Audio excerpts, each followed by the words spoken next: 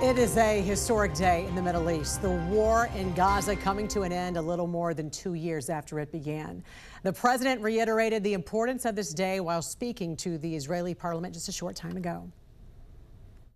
Generations from now, this will be remembered as the moment that everything began to change, and change very much for the better. Like the USA right now, it will be the golden age of Israel and the golden age of the Middle East. It's going to work together.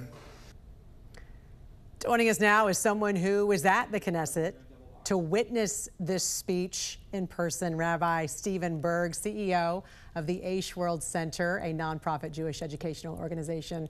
Rabbi, good morning to you. Thanks so much for joining us. You just left the Knesset. Tell us what it was like there in person, because it just seemed electric watching it on TV.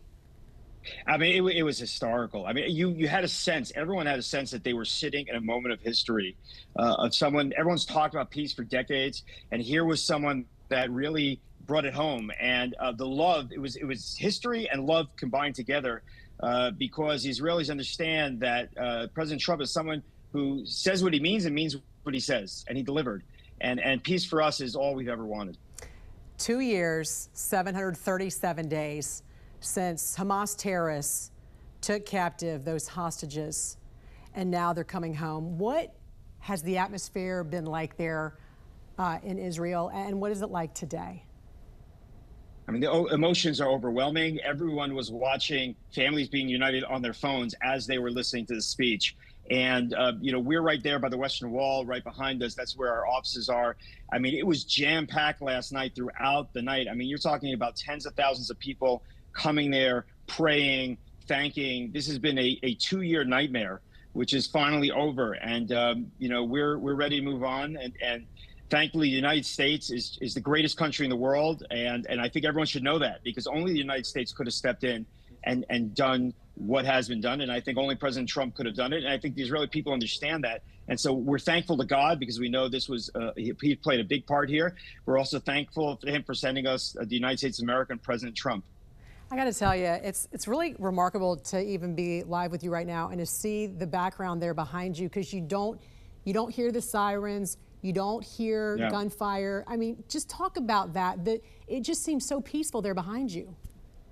This is a place of prayer. And as I mentioned to many people, from 1948 to 1967, if I was a Jew standing where I'm standing, I would have been killed. Since 1967, when Israel took over the old city of Jerusalem, all three religions have been able to flourish. So I have good relationships with the Christians and the Muslims that are here in the old city, and the Jews. And we want to go back to a place of prayer, because that's biblically what it was designated as. And you're exactly right. We're not hearing the shells in the distance, and we're not hearing the gunfire. And this is what we want to live in peace. And therefore, everyone has to step up, and the education of young people has to be that peace is something to seek out, not the killing of Jews. What did you think about the terms of this peace deal? Because as we know, 2,000 Palestinian prisoners, detainees were also released as a result of this.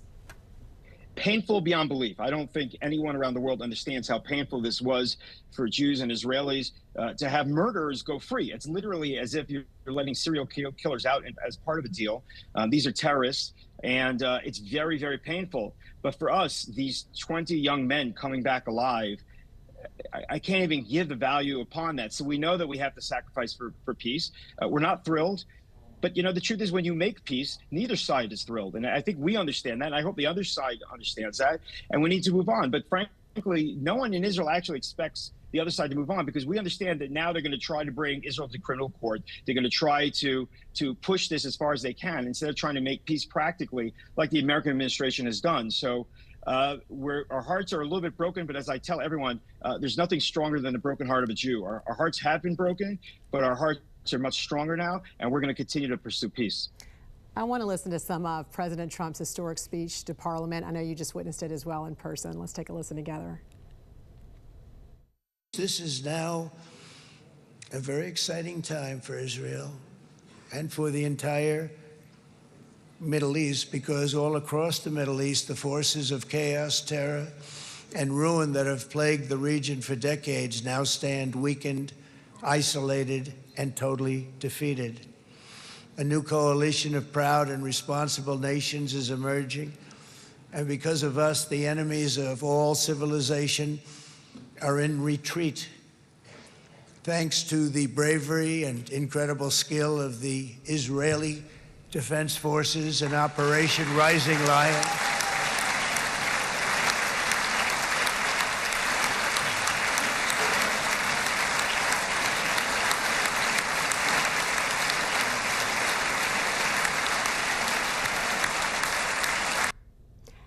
I wanted to play this because I wanted you to talk a little bit about the IDF, the Israeli Defense Forces, and just how amazing they are for your country and how they've defended you guys so well.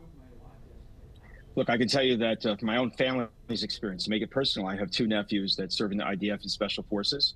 One of them got married 10 days before October 7th, and for a year, almost barely saw his wife.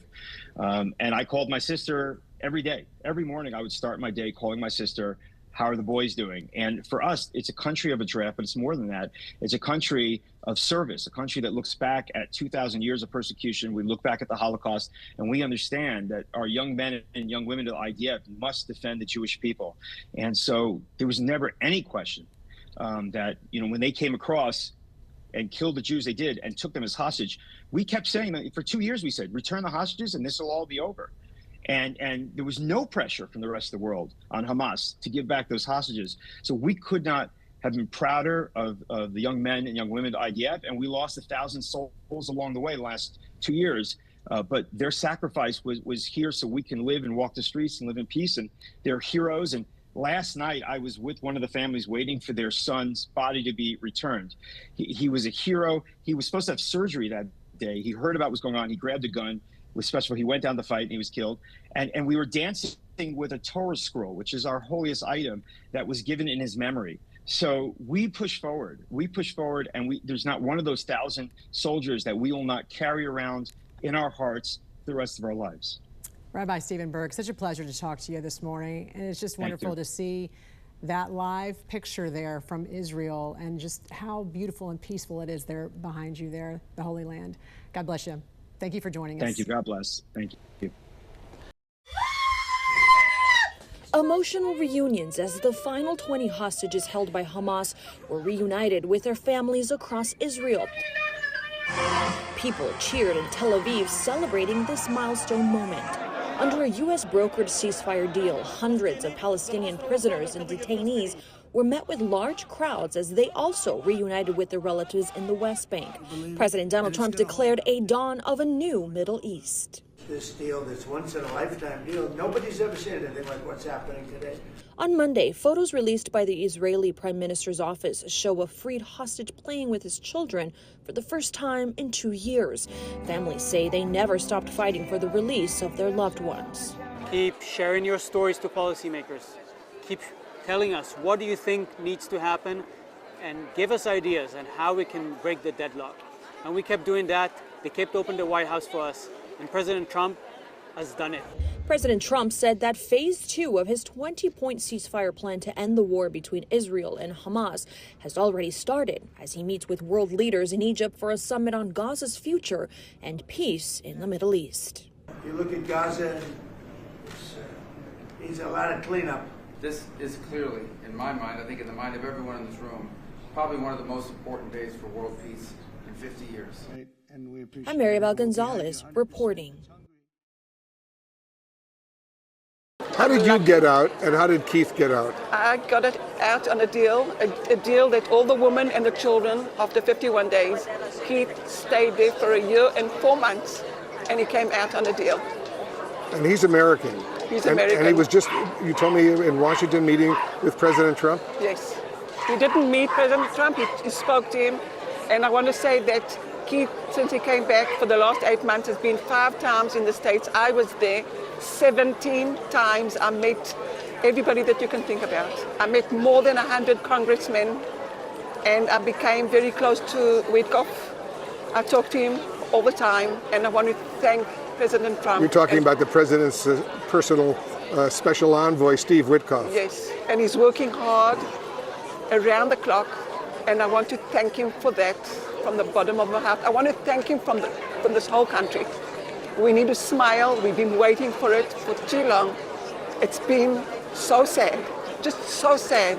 And for us, Keith and I, being a hostage, knowing what's happening there and what they're feeling, the hostages, is one of the worst things that any person can go through. So many of the hostage families I've been seeing here at Hostage Square are telling me they give so much credit to President Trump for making this happen.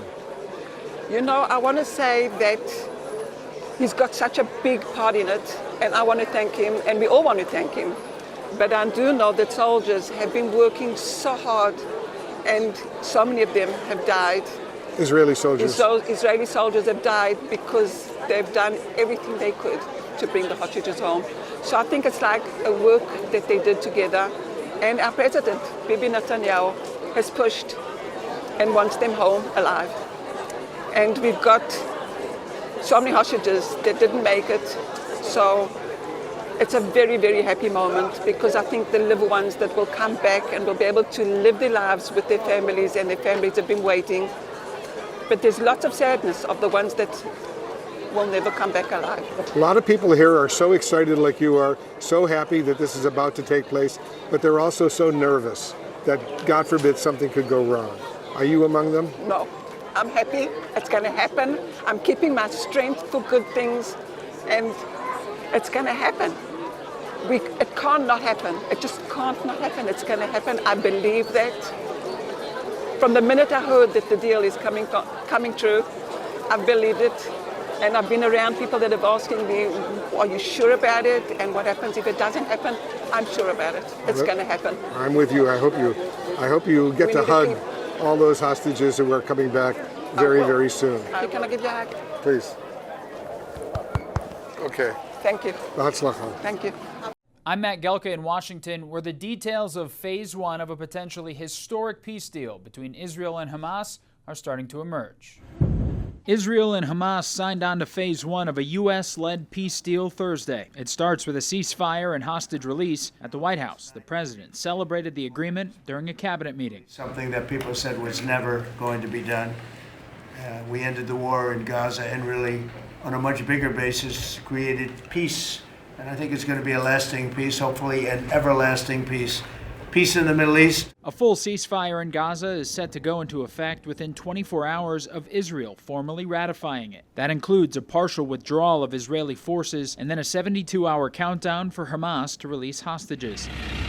There's believed to be about 20 remaining living hostages and the remains of 25 others. We are getting the hostages back on Tuesday, Monday or Tuesday. And that'll be a day of joy. I'm going to try and make a trip over. The deal represents a breakthrough in a 2-year war that started with the deadliest massacre of Jewish people since the Holocaust. Gaza's health ministry has said nearly 70,000 Palestinians have since died, with the country in a humanitarian crisis. There were celebrations in Israel and Gaza when reports of a deal first emerged. The concern with any agreement is whether or not it holds. The hostage release is only described as Phase 1. The peace deal proposed by the Trump administration is a 20-point plan that includes rebuilding Gaza without Hamas. The timeline of how future phases would play out is still unclear. There will be disarming, there will be pullbacks, there will be a lot of things that are happening. You know, I gave you a whole list of 22 different things that will take place. And I think it'll take place, and I think you're going to end up with peace in the Middle East. But we have to get our hostages back. And we weren't going to do it at the end, we're going to do it at the beginning. President Trump says he's been asked to address the Knesset, Israel's parliament, and that speech could take place as early as this weekend. Reporting in Washington, I'm Matt Gelke.